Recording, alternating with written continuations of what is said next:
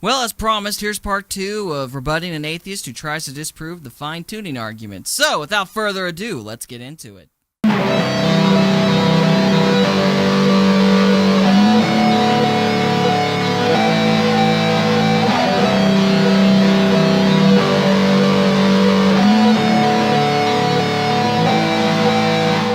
Planet is bombarded by meteors and asteroids, encompassed with natural disasters, and has undergone at least 5 known mass extinction events.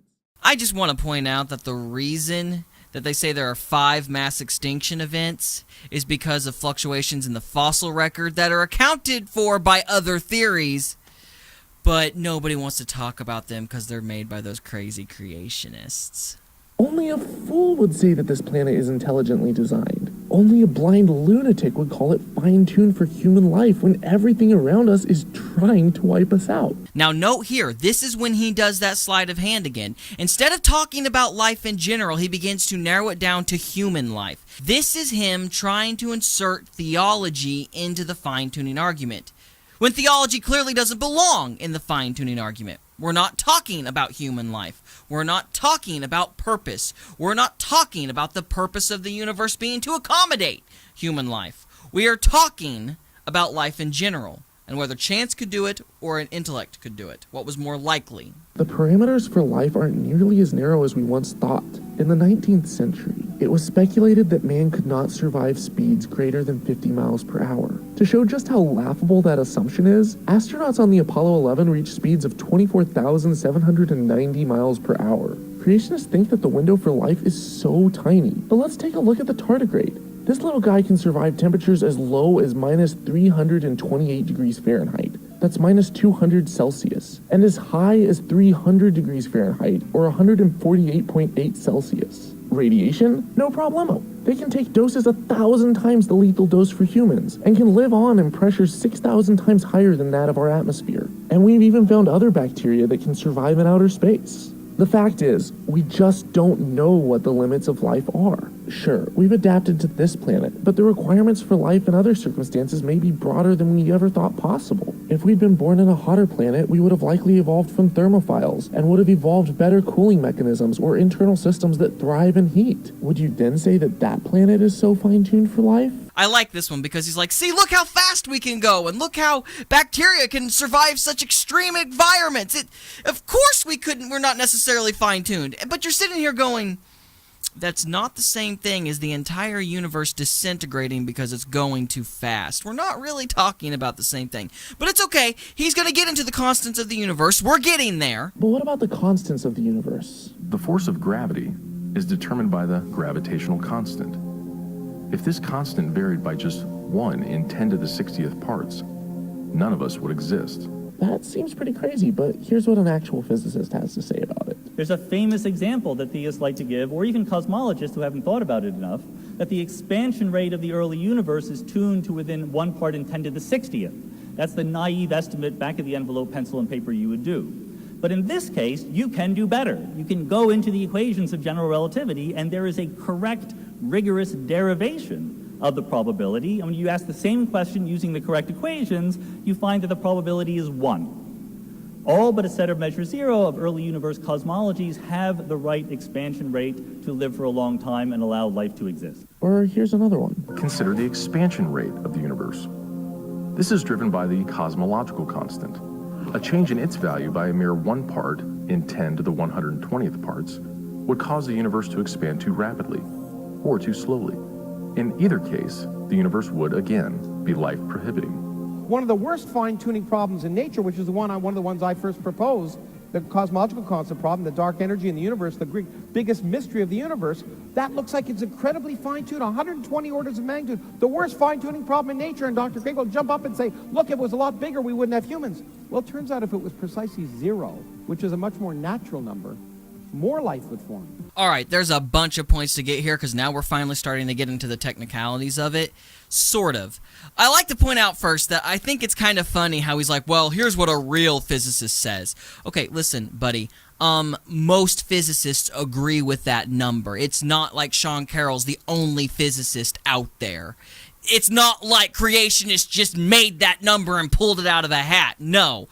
That is what a vast majority of the scientists actually believe. The scenario in which Sean Carroll is talking about, that's not a mainstream thing. So that's point number one. Not that I'm trying to commit the fallacy of appealing to the majority, I'm just saying that that little snide comment that both he and Sean Carroll made is not even remotely warranted. The debate is very tense in that regard. But again, we're getting back to the problem with this video as a whole.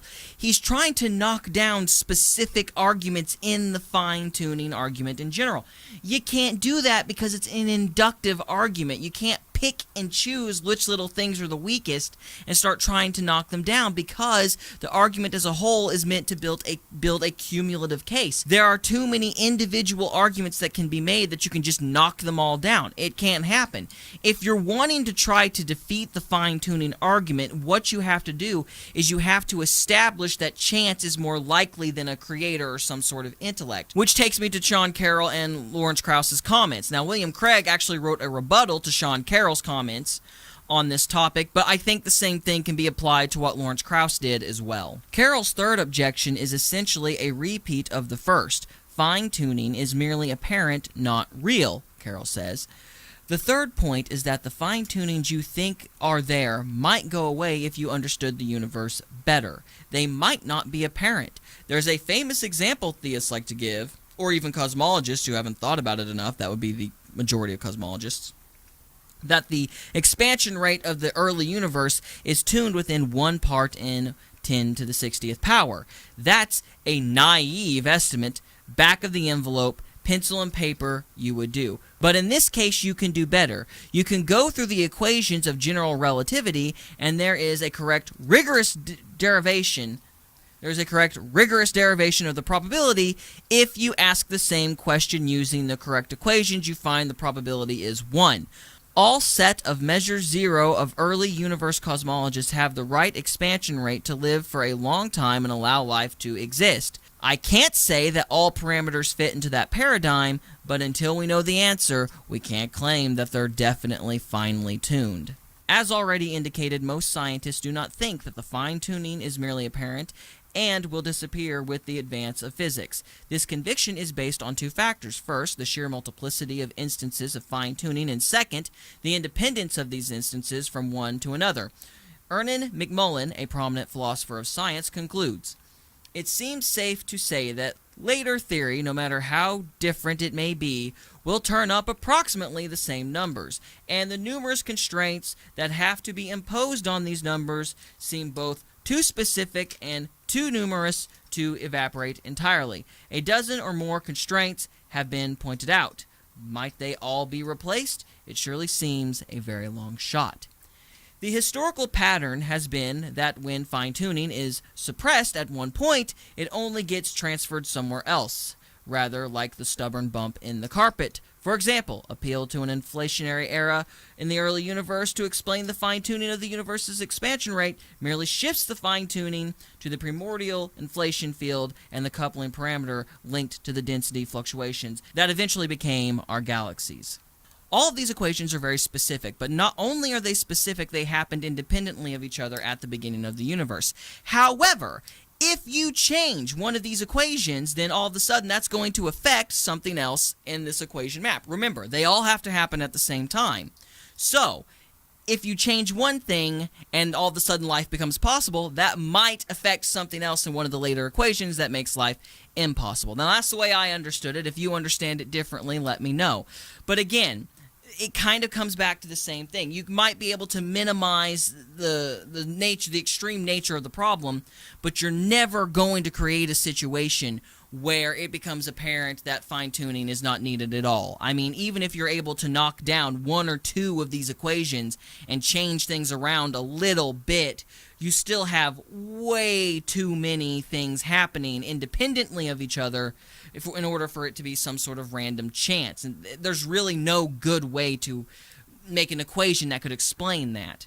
Again, this is the nature of an inductive argument. You can't just nitpick little things to try to knock the whole thing down. You have to prove that chance is more likely. So, if he were really wanting to bring down the fine-tuning argument, to debunk the fine-tuning argument, he would have to show how chance is entirely probable compared to a god, which, to his credit, he actually finally does try to do. What about the electroweak force? Well, it turns out it appears fine-tuned if that's the only value we're permitted to alter. But work by Dr. Harnick and colleagues has demonstrated a perfectly viable universe when allowed to tweak other parameters simultaneously, even in the complete absence of the weak force altogether. And if you're concerned with probability, there's no reason to assume that the universe hasn't been expanding and contracting for eternity, or that our universe isn't one of many. The cosmological natural selection theory by physicist Lee Smolin posits that black holes may be the way that universes reproduce, each new universe having slightly different physical constants. If that's the case, and there's an infinite number of universes, then even if the creationist assertions about the improbability of life were true, probability would be irrelevant. Because even if the chance of life was really 1 in a trillion trillion, then with more than a trillion universes, each with different physical constants, our existence would be a statistical necessity. But rather than our universe being fine-tuned for life, it would be fine-tuned for the formation of black holes, which, given the prevalence of black holes, it certainly appears to be. Here's my problem with this, and this is one of my greatest pet peeves with scientists. There is actually no reason whatsoever to think anything he said is remotely plausible. At least with a god, you have the, oh, hey, the universe has this cause and effect thing. Well, there must have been a cause for the universe itself. At least you have something that simple to get started with. There's nothing here at all. You have to assume that there's a multiverse there. Then you have to assume that black holes are how multiverses breed. Then you have to assume that somehow the universe, as it is currently, is not only part of a multiverse, but is flexing, like retracting and expanding like some sort of pulsating heart. These theories are made from assumption after assumption after assumption after assumption, none of which are based on anything other than the notion of trying to prove an eternal universe. It's like, well, if we screw this number here and we plug this thing in here and we apply this aspect over here, then maybe if we couple it with this random thing over here, then we can get a hypothetical model in which it could hypothetically work. But there's nothing rooted in science. At least with the Big Bang itself, you have the red shift to base it on. There's something tying everything together. There's nothing with these numbers. You have to change what we already know just to make it seem remotely plausible. And here's the other thing. Even if you assume that stuff was remotely true, it just pushes the fine-tuning argument and the proof of God itself back a step. If you told all of that stuff he just mentioned to a religious person, they would look at you and go, yeah, God probably did it that way. That's the nature of the problem.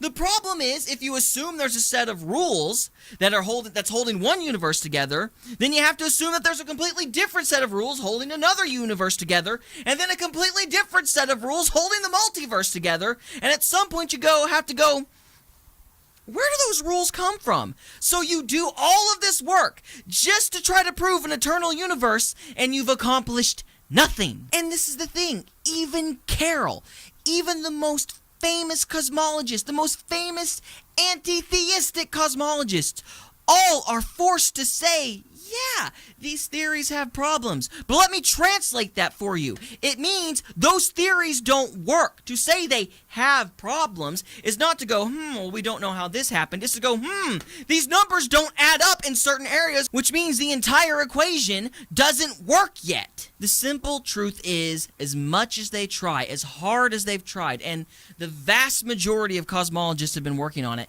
none of them have been able to even come close to proving an eternal universe of any kind, which is why some cosmologists say that a fine-tuning argument or a first cause is the only real logical scenario. And besides, the whole multiverse concept is really flipping the middle finger to Occam's razor anyway. I mean, you've got one cause, one initial intellect for one universe versus a multitude of universes with a multitude of rules and a multitude of scenarios just to get around the one God creating the one universe. I mean, It's really spectacular that they're willing to go that far just to avoid something that is, quite frankly, the simplest option, which any logical person says that you have to start with the simplest option before you go anywhere else. And it's not really that I have a problem with them theorizing. You have to make up theories to come up with new discoveries. You have to have that trial and error.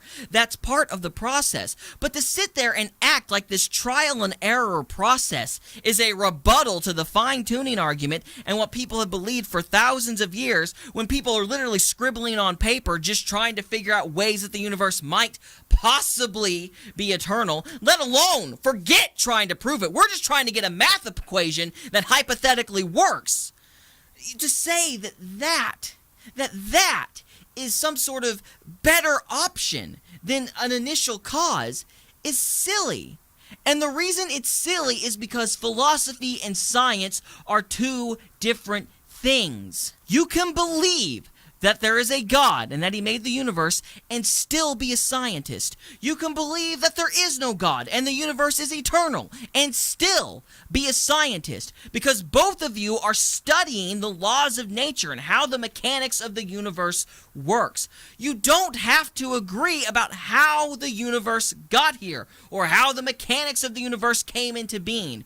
You're simply studying the reality of things. But these guys want to act like if you're a theist, then you can't play in their little reindeer games. You can't try to prove anything in science. You can't contribute to the scientific community if you don't have their atheistic, naturalistic worldview. And that's the problem. I want to end this video by addressing the analogy this guy gives at the end of his video. This is rather as if you imagine a puddle waking up one morning and thinking, "This is an interesting world I find myself in. An interesting hole I find myself in. Fits me rather neatly, doesn't it? In fact, it fits me staggeringly well. Must have been made to have me in it." This statement is proof that he's bringing theology into the argument. It assumes purpose. It assumes that the puddle thinks it has a purpose, and that's really the error. But that's not the conversation at all. The conversation isn't whether or not the pothole was made for the puddle. That's a theological conversation. This conversation in this context, the point of the fine-tuning argument is not the purpose of the pothole, but where the pothole came from. Did the pothole come from a truck or erosion or some sort of outside force, or did the pothole make itself out of nothing? That's all the fine-tuning argument addresses. That's it. This is my irritation with these guys. They always find a way to bring theology into it because, you know, for them, science has nothing to do with it. It has nothing to do with logical thinking and trying to figure out where we came from in the universe. No, they're not at war with the intellect that made things. They're not at war with the first cause. They're at war with this. They're at war with this cartoon version of a God they've made for themselves. Whenever they hear the word God, they're not thinking of an initial cause. They're not thinking of some sort of force that could help the laws of cause and effect be consistent in the universe. They're not thinking anything like that. They're thinking Jehovah. They're thinking some religious icon that they've been taught about their whole lives. They have all these presuppositions and all these ideas that just, A, are not true, but are so emotionally based that they're not realistic. I'm sorry, but if you're at war with this, you're not a scientist. You're a guy who didn't get a pony for Christmas and is now pouting about it. Look, I have a lot of friends that are atheists, and on some level, I can't fault atheists for believing what they believe. The world is hard. There are a lot of reasons to really doubt the existence of a God. I get it. But that's not why I'm doing this. The reason I am making videos like this once in a while is because I hate bullies. I hate people that go out of their way to make other people feel stupid. And the reason I'm delivering videos the way I'm delivering them is because, you know what? I think they should get as good as they give. It wouldn't hurt them to taste humility just a little bit. You know what? You're not going to solve this problem with a 9-minute video. There have been theologians and scientists and philosophers arguing about this point for centuries, thousands and thousands of years. And they're going to argue it thousands of years after we're dead. And look, I do believe that the answer is out there. I personally believe there is a God. But I'm not mad at people who don't believe that there's a God. I'm mad at people that sit there and say that those who believe in God are dumb. That saying your belief in a higher power is not okay. You know what? Believing in nothing isn't okay. At the end of the day, we're all just people, and some people take what they believe and they do horrible things with it. And some people take what they believe and they try to use it as something to inspire them to be better than what they are. It depends on the person, just as much as it depends on the belief. There's a lot more to this argument. There's a lot of theological components to this argument. This is just, the fine-tuning argument is just one argument among many, and it's really only designed to deal with the watchmaker-style God. It's not designed to do anything else. But if you believe in a God, that's okay. I'm going to end this video with a Firefly quote. I don't care what you believe, just believe it. Now that doesn't mean that you shouldn't be open to changing your mind as new information comes in, but don't let people like this shame you for what you believe. Do not let people make you feel stupid. Study it and believe you are smart enough to understand it. And I don't care, it doesn't matter if you're an atheist, it doesn't matter if you're a religious person. Take what you know and make a decision and be confident in that decision. Don't stagnate with that information. Don't stay where you are. Don't cease to explore and cease to try to understand things. But be okay with making the decisions you've made with the knowledge you have at this point. Don't be satisfied with the knowledge you have. But don't feel stupid. Because that's not what this is about. And you're not going to go... And if you do feel stupid, you're just going to entrench yourself. And that's not good either. So, that's why I made this video. And really, that's why I've been as harsh as I've been on this guy. Because I just don't like to see people trying to accuse every Christian of drinking Kool-Aid. Or every Muslim of drinking Kool-Aid. I don't appreciate stuff like that. It ticks me off. But anyway, guys, that's all we have for this episode. Thank you so much for watching. If you liked this episode, please like, share, and subscribe. And, of course, check out other videos I've done. And as always, God willing, we'll see you later. Peace.